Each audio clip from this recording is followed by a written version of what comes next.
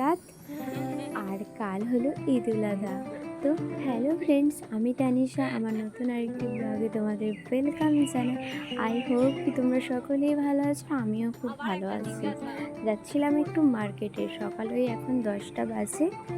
বেবিকে দিদার কাছে খাইয়ে দাইয়ে ঘুম পাড়িয়ে রেখে দিয়ে এসেছি। আমি যাচ্ছি এই 1 ঘন্টার জন্য, আর এই 1 ঘন্টার মধ্যে আমাকে সমস্ত কাজ সেরে ফেলে বাড়ি আসতে হবে।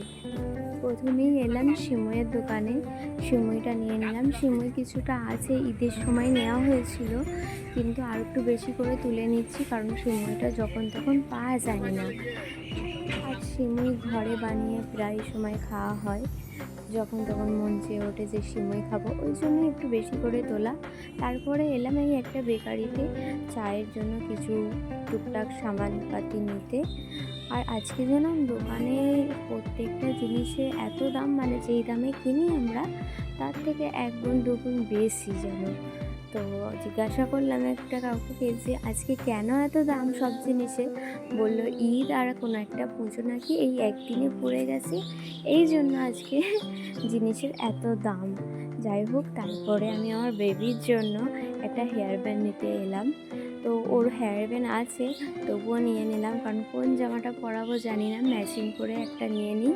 আর আগের বারে ঈদের সময় না আমি মেহেন্দি পরতে পারিনি, তো প্রেগনেন্সি থাকলে নাকি মেহেন্দি পরতে নেয়, এই কারণে আমি এই জিনিসটা মেনেছিলাম। তো তোমাদের এটা গুজব মনে হতে পারে, বা মনে হয় এইসব ফালতু কথা, তো জানি না ফালতু কি, তবে আমি এই রিচুয়ালটা মেনেছিলাম, কারণ আগেকার মানুষরা নাকি বলে যে এইসব মানা ভালো, তাই জন্যই মানা হয়েছিল। মেহেন্দি পরিনি, তো এবারে মেহেন্দিও লাগাবো, এই কারণে একটা মেহেন্দিও কিনে নিলাম। আর নিয়েছিলাম এই জুতোটাও। তো যাই হোক, আজকে আমার দাদা আসার ছিল, মানে ঈদের জন্য, ঈদ উপলক্ষে ও এলো ঘরে। প্রায় অনেক দিন পরেই দাদার সাথে দেখা। এসে স্নান টান করে খেতে বসেছে।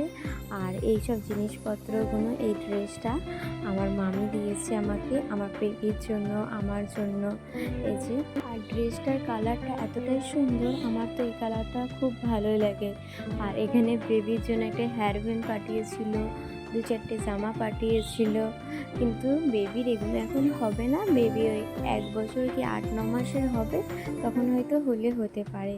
আর দাদা এখানে আমার জন্য অনেক স্ন্যাক্স খাবার নিয়ে এসেছিল, মানে আমি ওকে বলেছিলাম যে ওখানে এই জিনিসগুলো আমার জন্য নিয়ে আসবি, কারণ এখানে ওগুলো পাওয়া যায় না। আমি অনেক খুঁজেছি, তবে এখানে কিছু কিছু জিনিস পাওয়া যায়, তবে সবগুলো না। তো সেগুলো আমার জন্য নিয়ে এসেছিল। আর এই দিকে আমার দুষ্টুটা দেখো কিভাবে আঙুল চুষছে শুয়ে শুয়ে।